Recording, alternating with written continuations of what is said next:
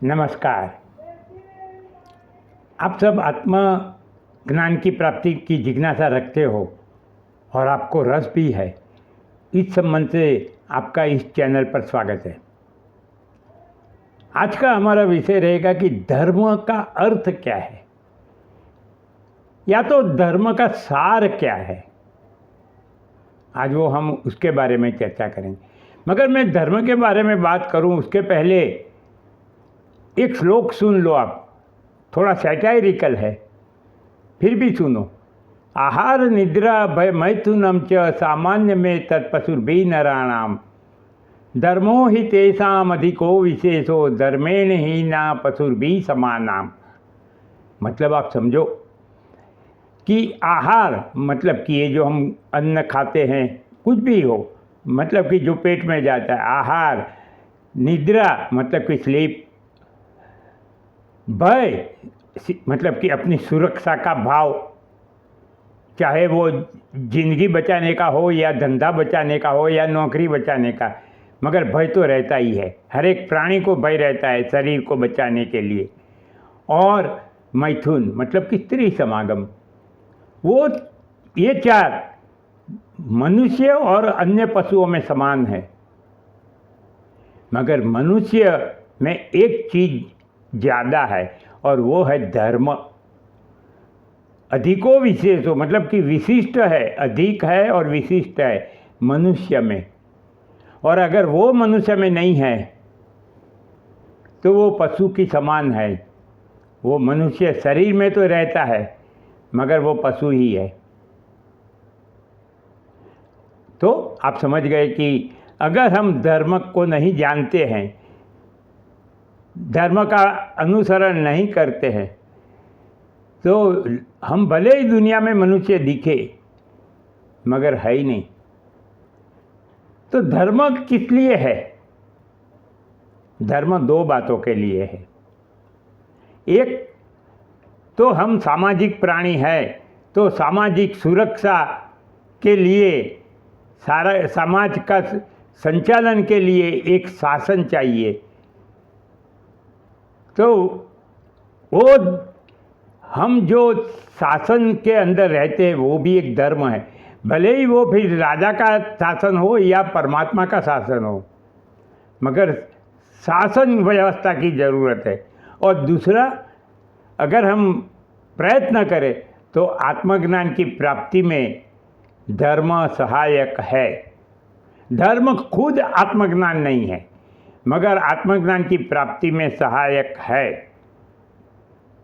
अब धर्म का अर्थ मंदिर में जाना, पूजा करना, दिया जलाना वगैरह नहीं है।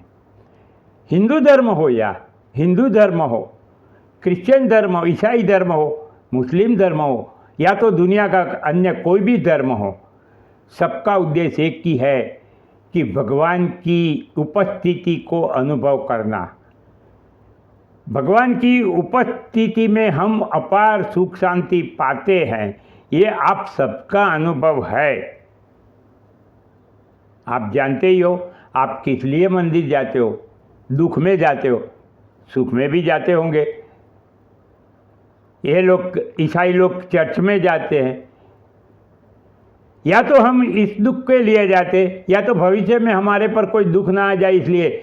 मगर कोई न कोई वजह से हम जानते हैं कि परमात्मा की हाजिरी में हमें शांत, सुकून और शांति मिलते हैं।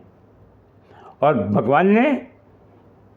भगवान तो हमारा हाथ सुख में भी पकड़ के रखते हैं और दुख में भी पकड़ के रखते हैं। वो हमारा हाथ नहीं छोड़ते कभी। तो ये बात हुई। अब धर्म का अर्थ हम देखने की कोशिश करें।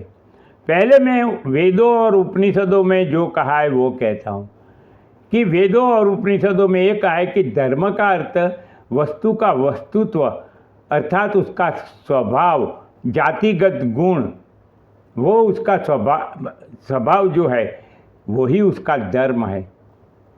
एज फॉर एग्जाम्पल, नमक है तो खारास, सॉल्टीनेस जो कहते, वो उसका गुण धर्म है, तो वो उसका धर्म है। अगर उसमें से सॉल्टीनेस निकल जाए, खाराश निकल जाए, उसको कोई नमक नहीं कहेगा, वो नमक रहेगा ही नहीं।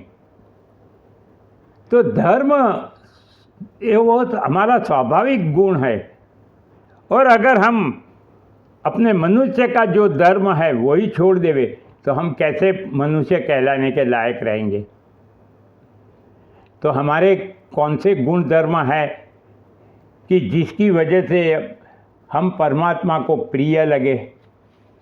तो हमारे जो गुण धर्म है वो है प्रेम, अहिंसा, दया, क्षमा, उदारता, आर्जवता, संभाव वगैरह वगैरह।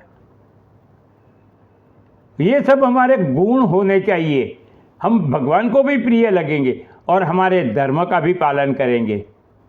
अगर आप प्रेम चाहते हो सबसे तो आप सबको प्रेम करो। एक सिद्धांत है कि आप जो दोगे वही आपको प्राप्त होगा। ये नियम को आप नहीं बदल पाओगे, भले ही आप मनस्वी हो, आप अपना चाहा ही करते हो, फिर भी आपकी वजह से कोई कुदरत का नियम नहीं बदलने वाला है। ये सब हमें ध्यान में रखना चाहिए। तो धर्म की एक बात हमने समझी कि जो गुण परमात्मा को प्रिय है, ये सब गुण परमात्मा ने 12वें अध्याय भक्ति योग में कहा है, समय भक्त प्रिय, कि ये भक्त मुझे बहुत प्रिय है। तो वो हम चर्चा करेंगे जब 12वें अध्याय की चर्चा करेंगे भगवद गीता में।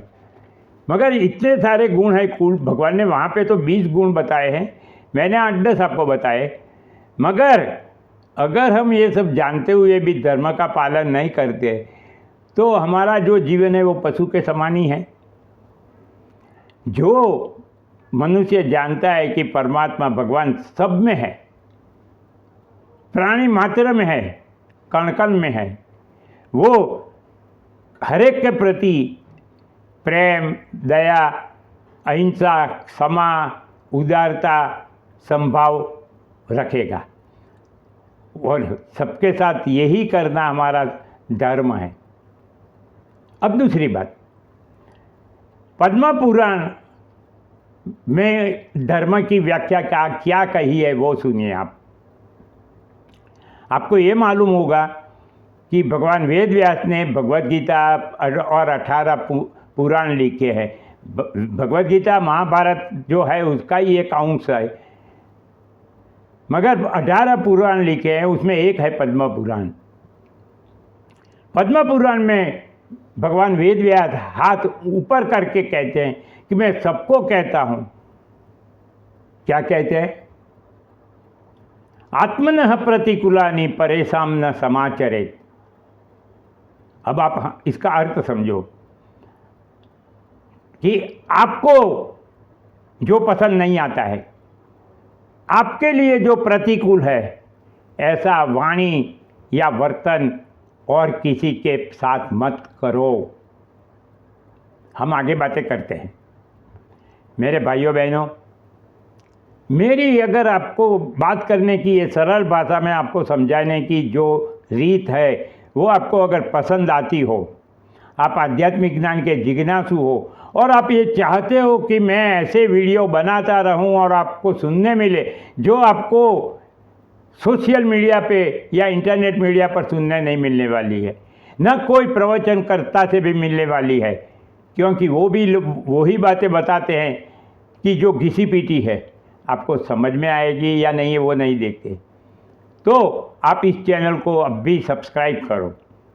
और अगर आपको कर्म यज्ञ में जुड़ जाना है, धर्म यज्ञ में जुड़ जाना है, ज्ञान यज्ञ में जुड़ जाना है, तो 100 मित्रों से सब्सक्राइब करवा के उनको भी ये चैनल को सुनने को कहिए। एक बात याद रखो, मैं सिर्फ सब्सक्राइब करने वाले नहीं चाहता हूँ। सब्सक्राइब करके जो सुनने की इच्छा रखता है वही सब्सक्राइब करके सुने। तो हम आगे बात करते हैं कि आत्मनः प्रतिकूलानि परेशां न समाचरेत्। जो मुझे पसंद नहीं है, जो मुझे प्रतिकूल है, वो ऐसी वाणी, ऐसी वस्तु या ऐसा व्यवहार या ऐसा वर्तन मुझे और किसी से नहीं करना चाहिए। इन शॉर्ट, आप जिस प्रकार की वाणी, जिस प्रकार का व्यवहार, जिस प्रकार का वर्तन चाहते हो खुद के लिए कि जिससे आपको सुख मिले, आपका भला हो, तो ऐसा ही वर्तन आप दूसरों से करो।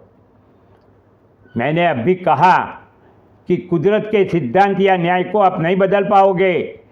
आप जो दोगे वही आप पाओगे।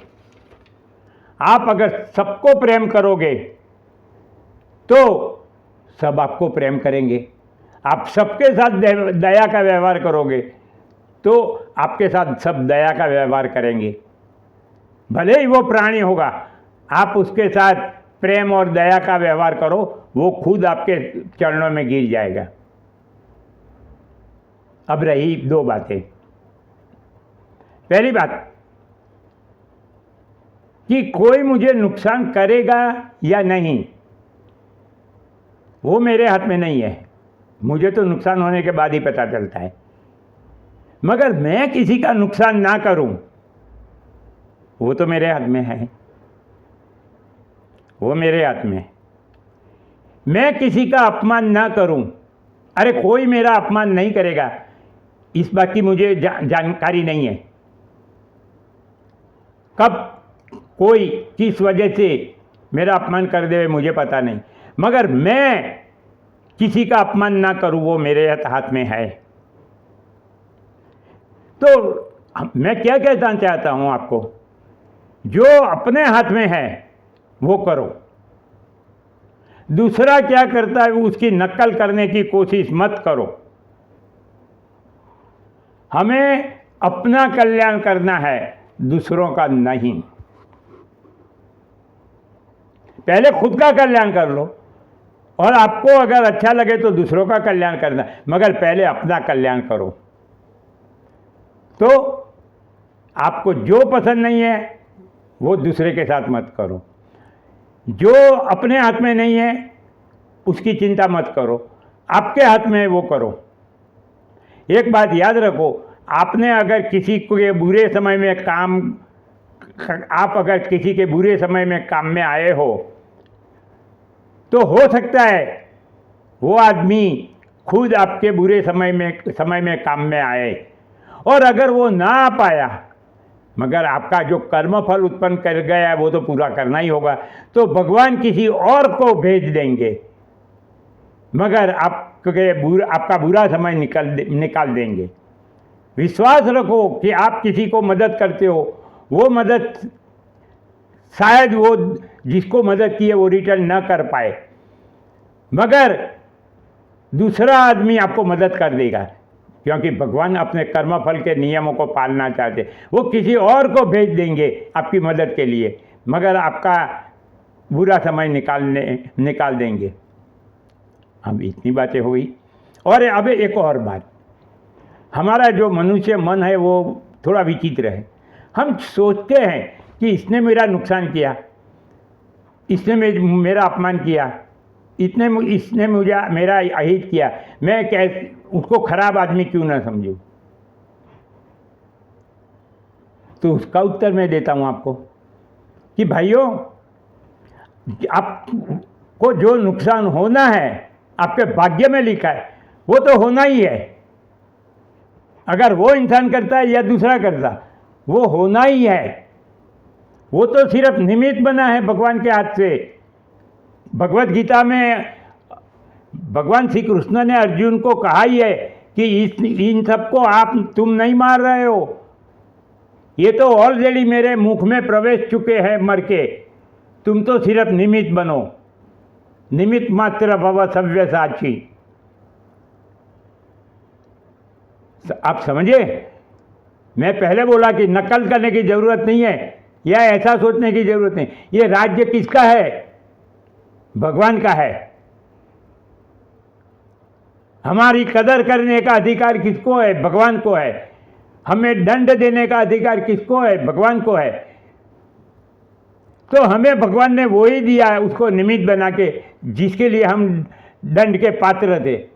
मगर भगवान के रहते हुए भगवान की इच्छा के खिलाफ और कोई हमारा नुकसान कर दे, ये बात तो कभी भी मेरे गले नहीं उतरेगी। आपके गले उतरती है तो उतार देना, मगर मैं आपको सही बात करने के लिए आया हूँ। यहाँ आपको पसंद आए, मेरे फॉलोअर्स बढ़ाने, मेरे सब्सक्राइबर बढ़ाने, मुंह भी इकट्ठा करने नहीं बैठा हूँ आपके सामने इधर में। आपको सही बात बताता हूँ कि आपको भगवान ने आपका हाथ पकड़ रखा है। उसके राज्य में उसके इच्छा के खिलाफ आपको कोई नुकसान कर जाए, आपका कोई अपमान कर जाए, ये तो बन ही नहीं सकता है। आपकी सोच अलग हो, वो अलग बात है, मगर वो सब भगवान की इच्छा। हम तो कहते हैं कि भगवान की इच्छा बिना एक पान भी नहीं हिलता, तो भगवान की इच्छा के बिना वो मेरा नुकसान या अहित क्या क्या कर सकेगा? मेरे भाग्य में जो लिखा था वो मुझे मिलना ही था, वो मिला, उसमें उसकी क्या गलती? वो तो भगवान के हाथ का निमित्त बन गया। हाँ, वो निमित्त बन के पाप का भागीदार बन गया है, मगर भगवान भी उसको निमित्त नहीं बनाते हैं। वो अहंकारवश पाप के भागीदार बन गया है। आपको पाप करने की भगवान फोर्स नहीं करते हैं, आप खुद अपने अहंकार से, लोभ लालच की वजह से पाप करते हैं।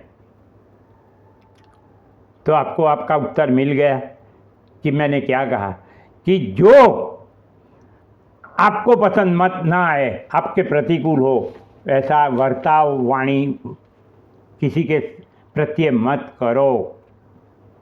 भगवान की इच्छा के बिना आपका कुछ भी बुरा नहीं होने वाला है, और भगवान की भी इच्छा नहीं होती है। कर्म के सिद्धांत है कि जो आपके भाग्य में लिखा है वही भगवान भी देते हैं आपको। सुख भी वही देते हैं, दुख भी वही देते हैं। तो आज आपने समझ लिया दो बातें, एक तो शासन के लिए और आत्मज्ञान की प्राप्ति के लिए। आपको अगर आत्मज्ञान की प्राप्ति में रस है तो आपको धर्म का पालन, दया, क्षमा, प्रेम, उदारता, अहिंसा का पालन करना ही पड़ेगा। कॉन्शियस वे में करना पड़ेगा। हो गया तो हो गया, नहीं।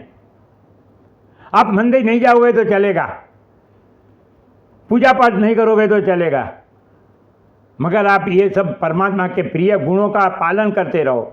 और इतना ख्याल रखो कि आपसे किसी के प्रति प्रतिकूल वाणी वर्तन न हो जाए, तो आपका धर्म का पालन हो ही जाएगा। भगवान खुश रहेंगे, और भगवान खुश रहेंगे, आपको भी खुश रखेंगे। मेरे भाइयों बहनों, मैं फिर से आपको याद दिला देता हूँ कि आपको अगर इस तरह से धर्म चर्चा, ज्ञान चर्चा सुनने का रस पड़ता हो, मेरी बातों में वजूद दिखता हो, और ऐसा लगे कि मैं दूसरों से कुछ अलग ही तरीके से आपको सब कुछ कहूँगा, तो इस चैनल को सब्सक्राइब किए बिना मत जाना। सब्सक्राइब करो, और धर्म यज्ञ, कर्म यज्ञ और ज्ञान यज्ञ में जुड़ने के लिए अपने जैसे आत्मज्ञान जिज्ञासु से 100 लोगों से सब्सक्राइब करवा के उनको सुनने को कहिए। हम अगले वीडियो में मिलेंगे, तब तक मेरा नमस्कार।